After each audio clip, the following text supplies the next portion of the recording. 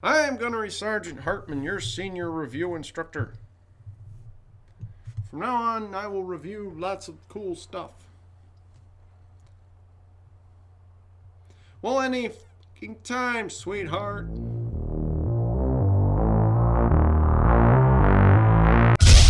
Ba-da-bum-bum-bum-bum.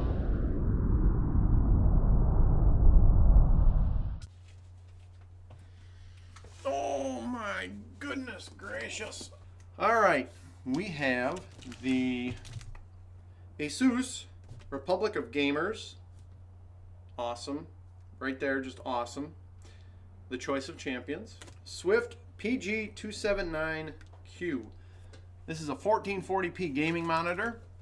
Just came out, and I picked one up because I'm in the market to upgrade. I have also picked up an Acer 144Hz 1440p gaming monitor. Loving it. Simply loving it. So I figure I'd have a nice verse, but first I'm going to have an unboxing of this one, and then I will check it out. And here we go. Do not cut towards yourself. Cut away from yourself. Unless you're like me and you just cut however you feel like it. A main reason I wanted to get a 1440p monitor is my system is not uber. I have a really old processor. I just upgraded RAM. I did upgrade last year to a 780 Ti, so that is good. I have no problems really with that graphics card. When you're building a system and you're picking out a monitor or a graphics card, think about the whole system. Don't just run out and get a super expensive 4K or a ultra wide monitor with many pixels to drive, 3-4 million pixels, with a system that just can't handle it, and then be disappointed because it can't. If you're big into gaming, get something like a 1080p, like the Asus TN monitor for a couple $100. I went from like 1.5 KDR to over 2 to 1 KDR just with a monitor upgrade, and that was it. So it does make a difference. It really does.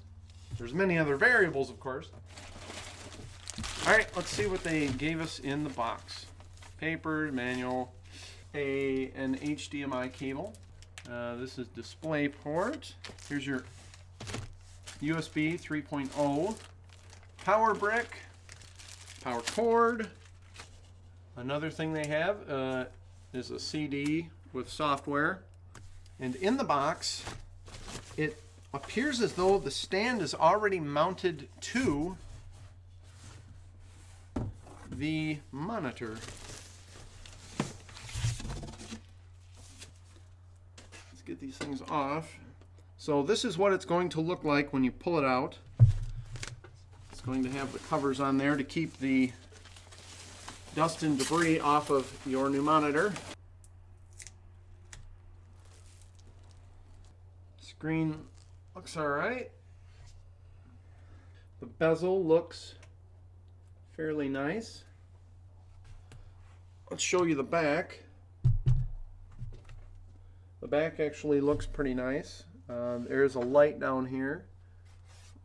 It has a logo. Run the cords through the middle. Of course, it tilts and swivels and does all the wonderful stuff you would expect it to do. 2560 by 1440 resolution. You should already know that by Googling it. It is their new gaming monitor. It is IPS instead of the TN. Nothing's wrong with TN if you're a gamer. Honestly, on the TNs that I've gamed on, I like them better than I like IPS so far. Maybe this monitor will change my mind. We shall plug in and get power. I have to be honest, I'm not a big fan of power bricks.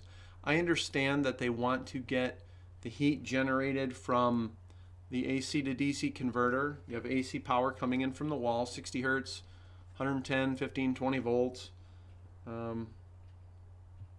And then you convert it to DC and just plug it into the monitor, and then the monitor can run off DC. That's fine, that's great. It keeps heat, another heat source, from being right on the monitor. But I don't know, I just struggle with these. They always get in the way.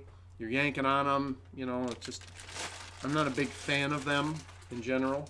Plugging in the cables, I actually like what Asus has done. They have angled the plugs instead of them coming straight up vertically. They're not horizontal, so there's no stress on the plug like some monitors you plug straight in. Especially TVs, you can plug straight into them from the side or the back, and that puts stress. It does put a lot of stress on it, and you can have failures. These are at an angle, so I'd have to say probably 15-degree angle or something mild, but it does take a little bit of stress off of the cable. Okay, we have successfully unboxed the new Asus ROG PG279Q. I haven't noticed any issues with the pixels.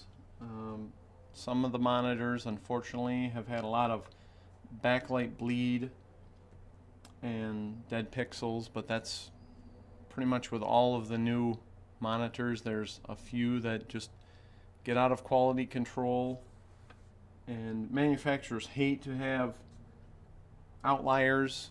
There's always going to be some outliers, but manufacturers really want to have excellent first-time quality. They want to have everything leave their production line perfect, but they know that's not going to happen, so they have quality control, and usually quality control will catch everything, but in many instances it just doesn't happen. The monitor itself does look very nice. It's a little on the bright side. It does need to be adjusted. First impressions, beautiful looking. It really does look nice. I have not gamed on it yet, but I'm going to have a very fun time gaming on it. And I will have a head-to-head review between the Asus and the Acer. I think the 165 Hz they threw on here was just a little jab to say, we're a little better. The HDMI edition is awesome. That's the real reason to buy it, not the 165 Hz. But what you're really looking for is the IPS. If you don't care about the fastest pixel response time ever for the ultimate gamer, and you want to be a decent gamer, but you want it to look good, you want to have a good looking monitor, you have to go IPS. You really do.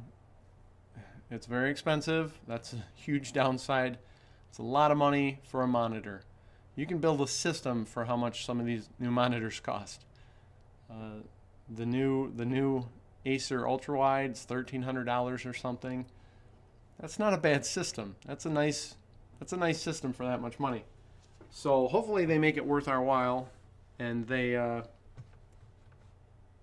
make a very good product. So thank you for watching my unboxing and initial review of the Asus ROG PG279Q, the new IPS 165 Hz gaming monitor from Asus. I am a fan of the Republic of Gamers.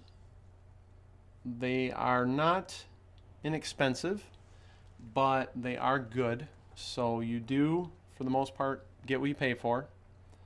And hopefully my second review will confirm that. I don't think there's anything negative I will find about this monitor, and part of that is hoping, because I do want to keep this monitor. If there's something wrong with it, I will have to send it back like some people have, but I really hope it's good to go and there's no issues. Catch you later.